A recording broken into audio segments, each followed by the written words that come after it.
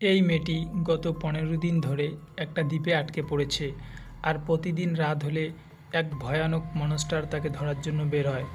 প্রতিটি সময় মেয়েটার মনে হতে শুরু হয় যে সে বোধহয় এখনই মারা যাবে, তবুও সে নিজের বুদ্ধি ব্যবহার করে মরার আগ পর্যন্ত লড়াই করে। তো গল্পের শুরুতে দেখা যায় সমুদ্রের নির্জন দ্বীপে এক কিনারায় জেনিফার নামে একটি মেয়ে পড়ে আছে। একটু পরেই তার জ্ঞান ফিরে আসে। সমুদ্রের মধ্যে ঝড়ের কারণে তাদের জাহাজ ডুবে গিয়েছে। জেনিফার ভাসতে ভাসতে চলে এসেছে এক দ্বীপের কিনারায়। আশেপাশে তাকালে সে দেখতে পায় তার বন্ধু দূরে পড়ে আছে। সে দৌড়ে তার বন্ধুর কাছে যায়। তার বন্ধুর পেটে এক সামুদ্রিক শামুক ঢুকে যাওয়ার কারণে তার পেট থেকে অনেক রক্ত বের হচ্ছিল।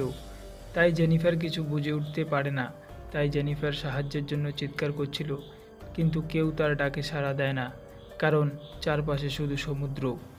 আশেপাশে কোনো মানুষের চিহ্ন পর্যন্ত নেই। তাই সে নিজে তার বন্ধুকে টেনে উপরে তুলে আনে। তারপর সে তার বন্ধুর পেট থেকে শামুকটা টেনে বের করে রক্ত বন্ধ করার জন্য তার ক্ষতস্থানে একটা কাপড় বেঁধে দেয়। তার বন্ধু ব্রেডকে এখানে রেখে সে জঙ্গলের ভিতরে চলে যায় তার জন্য জল খুঁজতে। ওই দ্বীপের জঙ্গলের ভেতরে গেলে দেখতে পায় কয়েকটা নারকেল পড়ে আছে।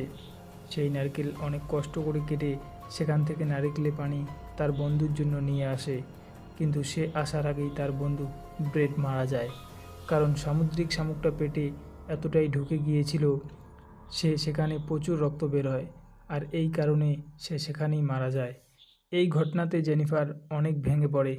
বিশাল এই নির্জন দ্বীপে জেনিফার একাই আটকে পড়ে আছে, তাই সে বুঝে উঠতে পারছিল না সে এখানে কি করে সার্ভাইভ করবে।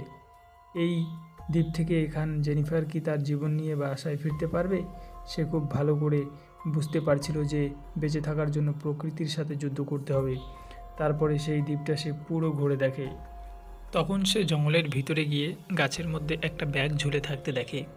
সেই ব্যাগে কিছু ওষুধ, ফ্রিজার ভর্তি কোকাকোলার বোতল, একটা বক্স, পুরনো কিছু কাপড়, খেলনার জিনিস ও একটা বই খুঁজে পায়। আর এইসব দেখতে পেয়ে এটা বুঝতে পেরেছিল যে তার আগেও এইখানে অনেক মানুষ এসেছিল। এরপর সে সমুদ্রের দ্বীপের কাছে একটা গাছের গুঁড়িও দেখতে পায়। সে মনে মনে চিন্তা করে যদি কোনো বিপদ আসে এই গাছের গোড়ার ভিতরে সে লুকিয়ে থাকতে পারবে। রাত হওয়ার আগে জেনিফার ব্রেডের ডেড বডিটাকে নারকেলের পাতা দিয়ে ঢেকে রাখে, আর এইভাবে দেখতে দেখতে রাত হয়ে যায়। সেই সঙ্গে প্রচণ্ড বৃষ্টিও শুরু হয়। জেনিফার একটা কাপড় দিয়ে তার শরীরটাকে ঢেকে নারকেল পাতার ভেতরে আশ্রয় নেয়। এইভাবেই রাত কেটে যায়। পরের দিন সকালে সে সমুদ্রের কিনারায় অনেকগুলো মাছ পড়ে থাকতে থাকে। যেহেতু সে একদিন ধরে কিছু খায়নি, তাই তার অনেক খিদে পায়। সে মাছগুলোকে খাবার জন্য মাছগুলোকে সংগ্রহ করে। তারপর সে দেখতে পায় একটা মৃত হাঙ্গরের বাচ্চা পড়ে আছে, তার গায়ে অসংখ্য কাটা দাগ। এটা দেখে জেনিফার চিন্তায় পড়ে, হাঙ্গরটাকে এভাবে কে ক্ষতবিক্ষত করলো। তারপর জেনিফার মাছগুলোকে খাবার জন্য রেডি করে। সে আবারও জঙ্গলের ভিতরে ঢুকে সব কিছু খুঁজতে শুরু করে। এরপর সে দেখতে পায় সেখানে অনেকগুলো পুরনো কবর আছে।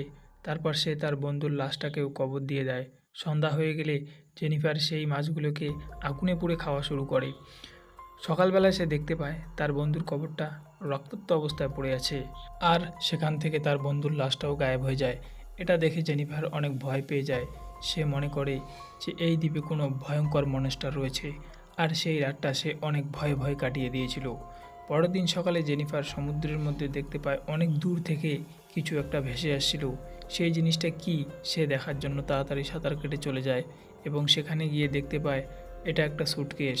তারপর সে পানির ভিতরে ডুব দিয়ে দেখতে পায় একটা ভয়ঙ্কর গর্ত।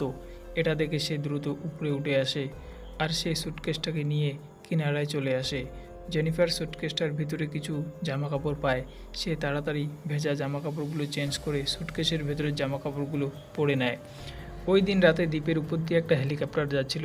সেই হেলিকপ্টারটি জেনিফার দেখতে পেয়ে অনেক জোরে চিৎকার করে, আর প্লেনটাকে সে সিগন্যাল দেয়, কিন্তু তার কোনো লাভ হয় না। এত দূর থেকে চিৎকার কেউ শুনতে পায় না। আর সেই সময় সমুদ্রের মাঝখান থেকে প্লেনের আলো পড়ার কারণে একটা ভয়ঙ্কর মনস্টারের ছায়া দেখতে পায়। এটা দেখে জেনিফার অনেক ভয় পেয়ে যায়। সে বুঝে যায় এই সেই মনস্টার। এই মনস্টারটাই তার বন্ধুর লাশটাকে কবর থেকে তুলে নিয়ে গেছে। এটা দেখার পর জেনিফার দৌড়ে জঙ্গলের ভিতরে গিয়ে লুকিয়ে পড়ে। সে বুঝতে পারে যে এই দ্বীপে থাকলে সেই মনস্টারের হাতে তাকেও মরতে হবে, তাই এখান থেকে যত দ্রুত সম্ভব তাকে চলে যেতে হবে। তো পরের দিন সকালে হাতে জেনিফার ওই সুটকেসটে নৌকার মতন ব্যবহার করে এখান থেকে চলে যেতে চায়, কিন্তু সুটকেসটা জেনিফারের ভার নিতে পারে না, আর তার ভাবনা চিন্তা সম্পূর্ণই ব্যর্থ হয়ে যায়। দেখতে দেখতে আবারও রাত হয়ে যায়। জেনিফার নিজেকে সুরক্ষিত রাখার জন্য ওই গাছের গোড়ার ভিতরে লুকিয়ে পড়ে, আর রাত গভীর হলে ওই মনস্টারটা সমুদ্র থেকে উঠে এসে ওই গাছের গোড়াটাকে নাড়াতে শুরু করে। জেনিফার ভিতরে বসে কষ্ট করে অনেক কিছু সহ্য করে, চুপ করে সে সেখানেই বসে থাকে, আর কোনো মতে ওই রাতটা দানবের কাছে হাত থেকে নিজেকে বাঁচিয়ে নেয়। পরের দিন সকালে হলে সে গাছের গুড়ি থেকে বেরিয়ে আসে আর কিছু খাওয়ার জন্য মাছ শিকার করতে বেরিয়ে পড়ে। ছোট ছোট মাছগুলোকে কাজে লাগিয়ে বড় একটা মাছ শিকার করে, সেই সঙ্গে একটা হাঙ্গর মাছও শিকার করে।